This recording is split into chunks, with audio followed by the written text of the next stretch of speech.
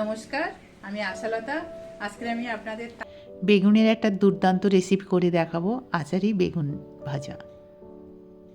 তো তার জন্য আমি প্রথমে একটা মশলা বানিয়ে নেব। এখানে 5 ফোড়ন লাগবে, শুকনো লঙ্কা, ধনে, জিরা। তো 5 ফোড়নটাই দিলে এর স্বাদটা অন্যরকম হয়ে যাবে। আর লাগছে এখানে মশলা, রসুন, পেঁয়াজ, আদা আর কাঁচা লঙ্কা।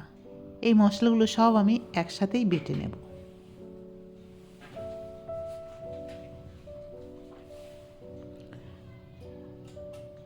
রসুন, কাঁচা লঙ্কা, আদা আর পেঁয়াজ দিয়ে দিলাম।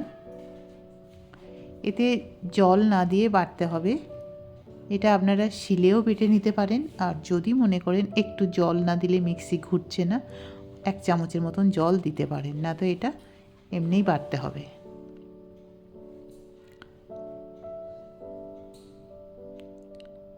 দিয়ে দিচ্ছি নুন, স্বাদ মতো নুন। নুন দিলে মশলাটা খুব ভালো বাটা হবে। আর দিয়ে দিচ্ছি হলুদ পাউডার, অল্প একটু জল দিলাম, 2 চামচের মতন জল দিলাম।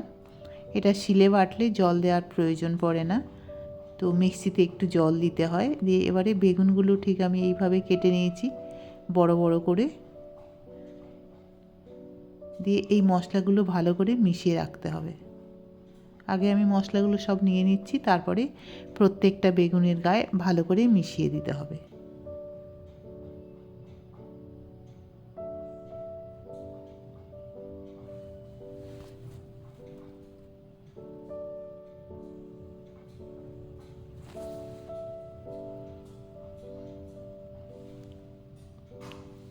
দুটো দিক খুব ভালো করে মিশিয়ে নেব।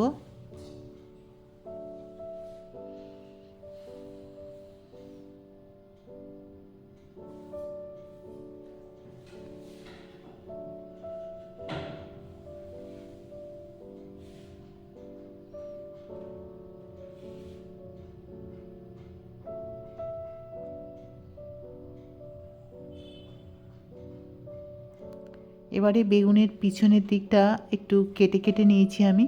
তাতে কি হবে, মশলাটা খুব ভালো মতন ভিতরে ঢুকে যাবে।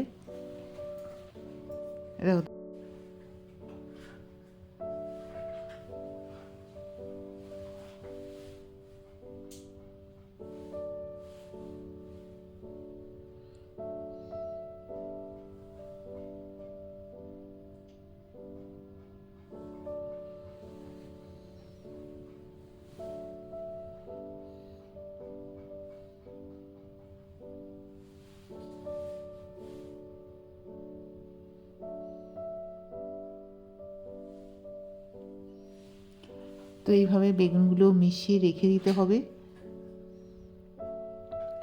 অন্তত 10-15 মিনিট আমি রেখে দেবো এটা।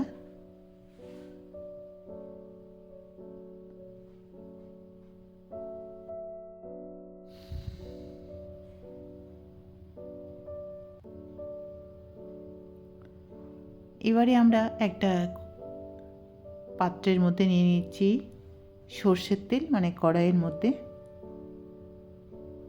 তেলটা গরম হয়ে গেলে তারপরে এই বেগুনগুলো ভেজে নিতে হবে। গ্যাসটা এই সময় মিডিয়ামে রেখে দিতে হবে।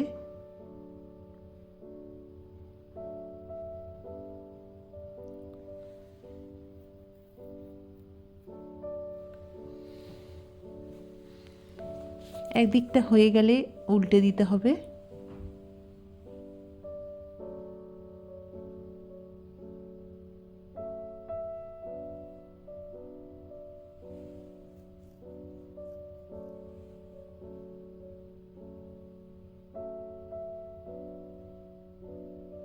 তো এইভাবেই সব বেগুনগুলো ভাজা হয়ে গেছে। এবার আমি তুলে নিচ্ছি।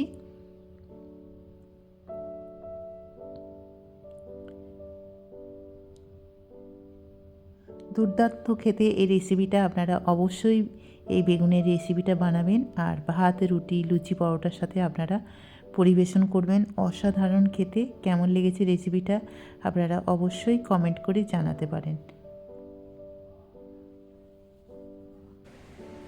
আমার এই রেসিপিটা যদি আপনাদের ভালো লাগে তাহলে লাইক করবেন, শেয়ার করবেন, সাবস্ক্রাইব করবেন আর আমার বেল আইকনে ক্লিক করবেন। তাহলে নতুন নতুন ভিডিওর সাথে আপনারা আপডেট থাকতে পারবেন। নমস্কার।